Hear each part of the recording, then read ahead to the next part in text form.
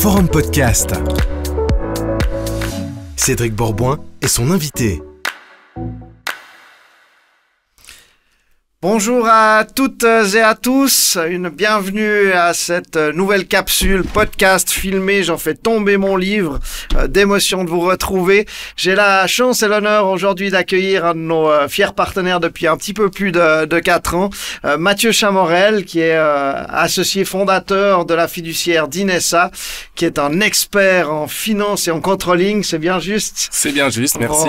Bonjour Mathieu. Bonjour Cédric. J'espère que tout va bien pour toi, pour ta famille, ton entourage. Tout va bien, toute la famille est en bonne santé, tout le personnel va très très bien, donc on est très ravis d'être là avec toi aujourd'hui. Bon, bah tant mieux. Et puis comment ça se passe alors pour la fiduciaire?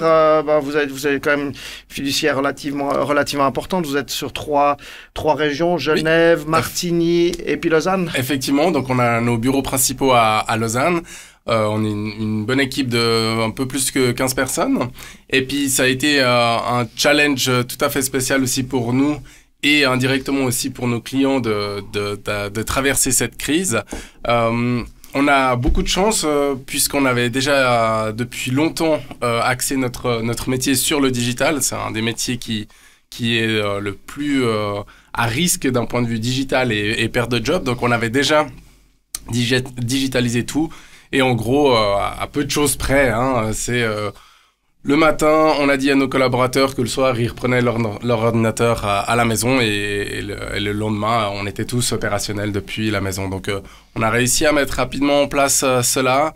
Nos clients n'ont pas forcément été impactés. On a pu rapidement, en fait, soit faire des visioconférences parce qu'on avait déjà les outils qu'on utilisait déjà depuis un certain temps. Donc, une crise, oui, du travail supplémentaire pour tout ce qui est ces RHD et toutes ces complications que les sociétés ont, mais quand même un moment aussi c'est là où les liens se ressoudent, où on peut compter sur l'autre, et puis c'était d'une certaine manière, on l'a vécu assez agréablement.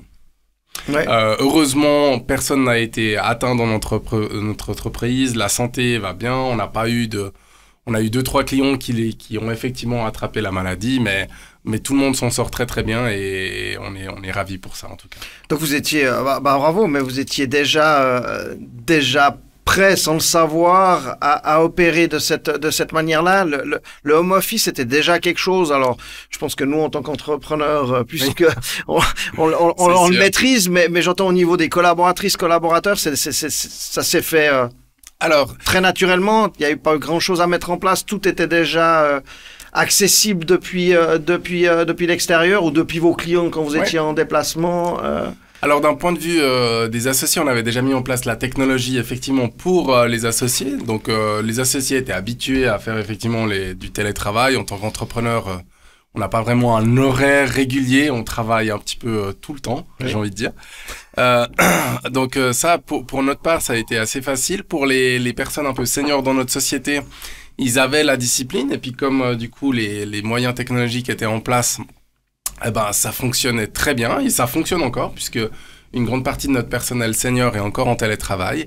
Ça a été effectivement un tout petit peu plus difficile pour les juniors où ils ont peut-être pas forcément la discipline de se réveiller le matin, de faire tout le cursus général de la journée. Ils étaient plus facilement,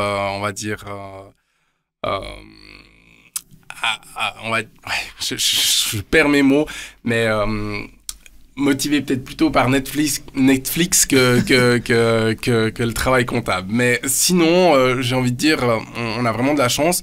Le fait qu'on était déjà multi-site, en fait, nous a permis vraiment dès l'origine, puis c'était une volonté aussi qu'on avait de dire, OK, on peut travailler depuis n'importe où.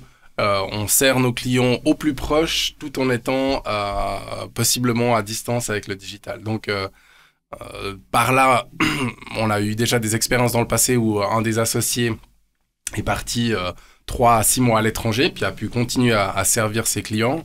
On va renouveler l'opération. Le télétravail, on ne l'avait pas forcément ancré directement dans nos règles d'entreprise. Les seniors avaient la possibilité de faire. On a toujours laissé flexible. Puis c'est vrai que avec cette crise, on réfléchit, puis peut-être que le business model pourra aussi évoluer. En tout cas, on a une plus grande certitude par rapport à comment on peut gérer ça. Donc, des points positifs de notre côté. Ah bah, très bien, très bien. Et puis quand on parle digitalisation au niveau fiduciaire, alors bah, on a bien compris dans votre travail, mais chose que pour la plupart on était déjà bien préparé. Par contre, le côté digital pour le client, que par exemple que je peux être avec mes sociétés, je reçois encore 90 à 95% des factures papier, je les classe. Alors ok, je les scanne, je les classe, mais je les classe encore dans les classeurs fédéraux. On est jusqu'à quand ou comment vous imaginez la digitalisation du côté client? Alors je pense qu'effectivement ça reste encore un défi. Il y a encore beaucoup de choses à mettre en place d'un point de vue technique et tu l'as clairement dit, principalement au niveau du client. Le client, en fait, principalement, il reçoit aussi beaucoup de choses de l'État. Et c'est là où la Suisse, d'un point de vue cyberadministration, est pas toujours à la pointe de la technologie. On n'a toujours pas de portail pour nos impôts, alors qu'en France, qui n'est vraiment pas un pays très digitalisé à beaucoup d'égards, l'ont déjà depuis un certain nombre d'années. Donc, il y a un travail à faire au niveau des autorités fiscales, des autorités fédérales, donc qui est en train de se faire. Normalement, d'ici 1 ou 2 ans, on devrait pouvoir avoir des bonnes solutions. Maintenant, d'un point de vue digital, nous, on a... j'en parlais avec des collègues fiduciaires qui sont peut-être d'une autre génération que la nôtre. Eux, pour te donner un schéma, ils ont presque autant de surface de bureau que de surface d'archives. Donc, c'est vrai que d'un point de vue papier, il y a du papier. Et nous, je pense que si on a même pas 10 mètres carrés d'archives, donc vraiment un coin de bureau, c'est le maximum. Donc, on a vraiment, dès le départ, dit, voilà, un document qui arrive à l'entrée, on le digitalise et on le supprime. Donc, on va pas garder des documents. Et puis, c'est ce qu'on inculque aussi de plus en plus à nos clients. Et on a des nouveaux outils où effectivement il y a une prise une capture d'image avec le smartphone. On a pas mal de solutions qui permettent dès la source, parce que c'est là qui est le plus important, dès la source, on digitalise et du coup on s'embête pas. Et c'est un travail conséquent souvent pour le client, et c'est là où on doit convaincre le client, c'est qu'effectivement il a une certaine perte de temps de digitaliser, mais après un gain très important quant à la recherche de documents, pouvoir rapidement trouver quelque chose sans se perdre dans les boîtes d'archives. Donc, il y en a de plus en plus qui le comprennent, et puis on a un bon taux de digitalisation qui se passe. Donc, on est assez content par rapport à ça. Ok, et puis moi, une question qui me vient, parce qu'on a été tous confrontés à cela, on était plus ou moins équipés, ou on s'est équipés, mais je pense de manière pas tellement sécure. La signature, je dirais, digitale de documents, jusqu'à quel point elle fonctionne, elle est légale, on va dire, et puis jusqu'à quel point on peut se protéger que quelqu'un n'utilise pas notre signature dans l'entreprise pour des documents. Alors ça, c'est effectivement tout un problème qui est connu.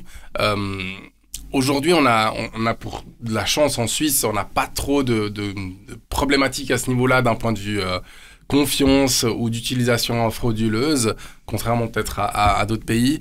Donc de notre côté, nous, on met en place gentiment la signature électronique, donc la certifier, mais ça, c'est vrai que ça a un certain coût, et puis la plus-value n'est pas forcément... Encore là? Oui, n'est pas demandé absolument.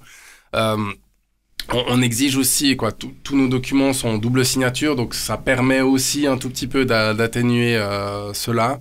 Et d'un point de vue légal, c'est pas ma spécialité malheureusement, mais c'est vrai qu'il y a 2-3 choses qui viennent de plus en plus avec la signature électronique.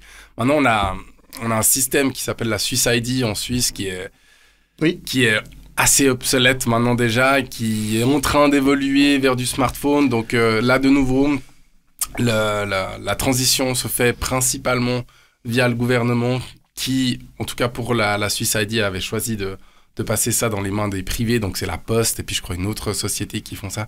Donc avec un certain avantage et puis des fois des inconvénients. Donc on verra, mais en tout cas, ce qui est important dans tous les métiers, et je pense surtout le nôtre, c'est de faire de la veille technologique, de toujours regarder qu'est-ce qui sort, quelles sont les dernières nouveautés pour qu'on puisse vraiment amener les dernières choses, ou les plus convaincantes en tout cas chez nos clients.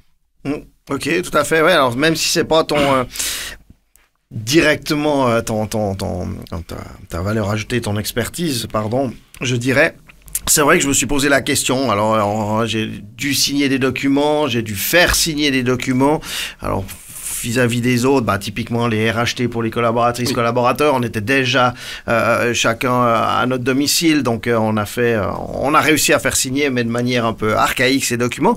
Mais je me suis vraiment posé la question de me dire, mais ok, j'ai fait ma signature digitale, alors une image, on va dire, qui est classée dans un fichier, et puis qu'on utilise de temps en temps pour apposer sur un document. Je sais qu'il y a des solutions, j'ai pas encore approfondi pour trouver laquelle, mais je me dis, en quelque part, on se fait hacker à gauche, à droite, les comptes, tout ça. Mais si on me hack la signature, mon image de la signature, qu'on la digitalise, tout d'un coup, voilà, c'est la porte ouverte à plein de choses. Enfin, cette réflexion-là. Et bon, alors d'un côté, je suis un peu rassuré que tu me dises que pour l'instant, c'est pas en place, que c'est pas forcément sécure, ou s'il y a quelque chose de vraiment sécure, qu'on nous le dise, je fais appel. Il y a effectivement des Adobe Sign ou des autres solutions. Zoho, qui est une plateforme en ligne, a aussi une solution de signature électronique. Que j'utilise d'ailleurs, mais j'ai toujours l'image qui est en quelque part. Voilà, donc effectivement, il y a. Mais je crois que c'est en fait un problème qui est pas nouveau avec le digital, dans le sens où on a ces histoires où quelqu'un avec une photocopieuse découpait la signature, puis la reproduisait, puis la remettait Donc, je pense que c'est pas un problème nouveau, c'est quelque chose qui existera toujours. C'est comme un peu tout, c'est les fake news ou comme ça. C'est vraiment la personne en face de se dire, est-ce que c'est bien juste? Et puis, d'une certaine manière, ça oblige aussi peut-être à la personne en face de reprendre son téléphone, de t'appeler et puis de confirmer, est-ce que c'est bien toi? Ça me paraît bizarre. Est-ce que tu es sûr que tu as acheté 10 limousines? Mais non, en tout cas, d'un point de vue des autorités, ils ont une certaine flexibilité par rapport à ça. On fait signer des procurations, justement, avec une double signature. Donc, on n'a jamais vu ça comme étant un problème, je dirais, majeur. Et on fait vraiment confiance et nos clients ont confiance en nous. Donc, de ce côté-là, ça joue. Ok. Très bien. Et puis sinon, autrement, en tant que fiduciaire, c'est vrai que on parle très souvent de toutes ces problématiques que l'on rencontre, les PME notamment, les indépendantes, qui sont peut-être pas assez soutenues certainement, malgré que ce qui a été mis en place fonctionne, en tout cas pour une certaine catégorie, on va dire, des entreprises. Comment tu vois un petit peu la chose? On commence à parler maintenant de faillite, de gros problèmes. Est-ce que tu en as rencontré ou tu en identifies certains? Ou comment est un petit peu... Alors, je pense que les sociétés qui étaient déjà pas très bien avant la crise, c'est clair qu'elles vont pas aller beaucoup mieux, sauf si éventuellement elles sont dans le créneau qui profite à cette crise. Oui. Voilà. D'un point de vue problématique, nous, ce qu'on a vu, c'était vraiment les liquidités, effectivement. Donc, les solutions qui ont été mises en place par la Confédération avec le crédit ou ce genre de choses ont bien aidé, ont vraiment bien aidé. Je crois qu'une grande partie de nos clients ont utilisé tous les moyens possibles. Oui. Pour les indépendants, c'est clair que c'est souvent à double tranchant parce que le travail potentiellement de la fiduciaire sera d'optimiser pour que la charge fiscale ne soit pas très élevée, puis etc. Mais c'est vrai que on pense pas au fait que c'est la base qui est prise pour l'estimation en cas de problématique, en cas de maternité et aussi en cas d'assurance perte de gain en cas du coronavirus. Donc, il y a beaucoup d'indépendants qui ont été assez surpris de dire non mais je gagne généralement beaucoup plus, pourquoi j'ai moins? Puis on doit leur expliquer que oui, il y a moins parce qu'on essaie chaque année de faire moins selon les directives que le client nous donne. On n'est pas là pour frauder ou quoi que ce soit, mais du coup, ça peut des fois comme un petit chat dans la gorge, puis dire quand même j'aurais peut-être dû penser avant. Donc on essaie toujours de dire au client mais attention, cette base-là est aussi prise en cas de problème, en cas de crise. Mais on voit que y a effectivement des clients qui sont un petit peu à la peine. Par contre, on voit qu'il y a aussi beaucoup de clients et là je pense que c'est l'être humain. Hein. Dans chaque crise, il va puiser au fond de ses réserves, il va innover. Et on voit des superbes innovations, des idées qui sortent et puis qui se disent waouh, bah c'est génial. Et potentiellement un business model qui change complètement qui va sur du mieux. Des nouvelles opportunités. Et c'est toujours, je pense, dans les moments de crise qu'on peut avoir justement ces opportunités, tant des opportunités d'affaires que des opportunités de se recentrer sur son core business ou de penser à innover. Ok. Bah, très bien. Ouais. Alors, c'est une bonne pensée positive, ou en tout cas un constat plus qu'une pensée positive. Et puis, bah, encore un tout grand merci à toi, Mathieu, à tes associés aussi par rapport au partenariat qu'on a avec Forum, qui est important.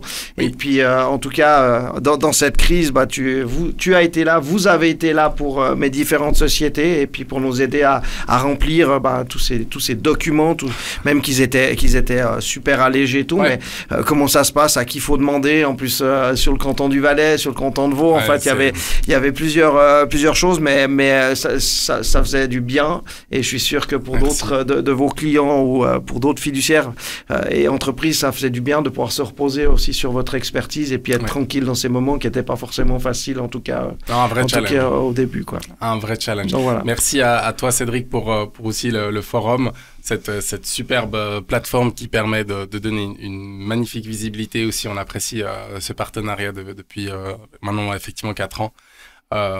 C'est vraiment très content. Bon, merci. À très vite. Merci. Bye bye. Au revoir. Merci. Au revoir.